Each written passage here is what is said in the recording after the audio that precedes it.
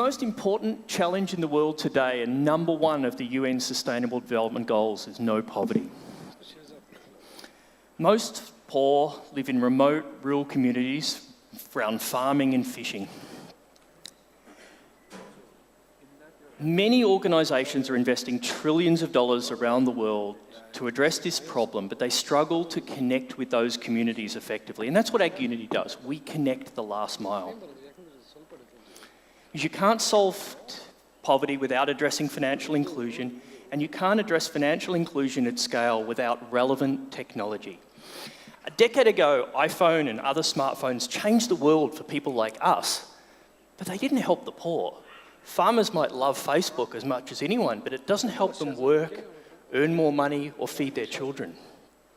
I'm David, founder of AgUnity, and we are transforming the lives of these people with smartphone and blockchain technology that is relevant to them because it is easy to use and it solves real problems like a user interface specifically designed for people with low literacy, connectivity issues in remote regions, recording transactions securely on blockchain, and ease and cost-effective deployment and support.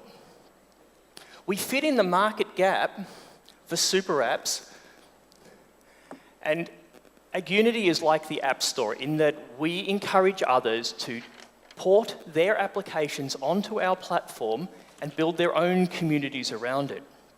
So a lot of the competitors in this space are actually potential customers for us. AgUnity, the more people that use AgUnity, the more compelling it becomes for others. So we see the farmers use it, then we see the shopkeeper, the Jeep driver, the doctor, and so forth. And the more apps we add, the more compelling and sticky it becomes. And we can encourage other organisations to build applications on it. And for this, we have a realistic plan to impact the lives of 1 million people. Learning how to do this wasn't easy. We started by spending time living and working in communities with farmers in Africa, Pacific, and Asia, and learned firsthand what their real challenges were. And we discovered we can increase farmer income by 3 times. For our farmers, we solve the gap between applications that are too complicated and general-purpose solutions that are just not relevant to their daily needs. But our real customers are the organisations that are trying to connect with them, service providers offering products and services. We slash the cost of financial services from financial inclusion for banks and service providers. We provide transparency for NGOs.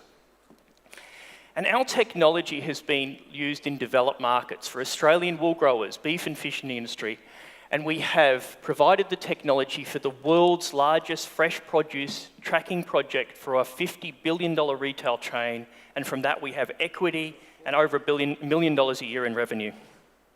We have a brilliant and diverse team with technology, development experience, farming, and operations. We've won countless awards and we've been recognised by NGOs and major universities as a model of sustainable development. We've raised under $1 million to date. We have over $1 million a year in revenue this year. We have $1.5 million of assets on our balance sheet, and we're currently raising $5 million to scale up, but most importantly, to help improve the lives for billions of millions of people. Thank you.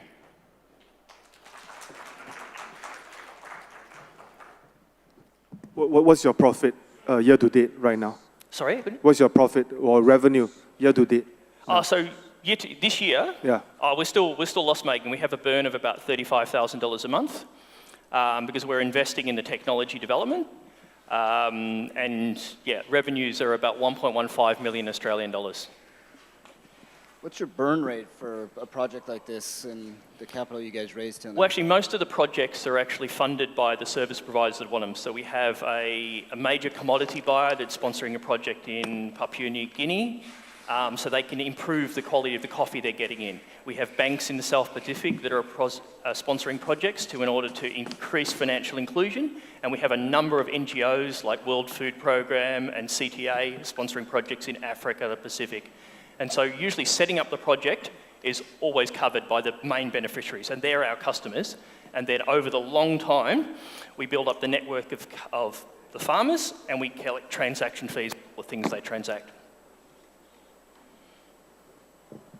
How are you looking to scale up across farmers? Yeah, well, that's what we have. We have a number of organisations that come to us that have got an app, like hazelnut growers in Bhutan, and they haven't been able to deploy that because they haven't solved the connectivity and other issues. And we just migrate their application onto the AgUnity platform, and we deploy it, in that case, to about 10,000 farmers in Bhutan. So no cost to us. We get 10,000 users, and then we provide the banking applications and all the other things. So we are very like a Gojek in that regard, and then we get a seed, and then we grow it from there on.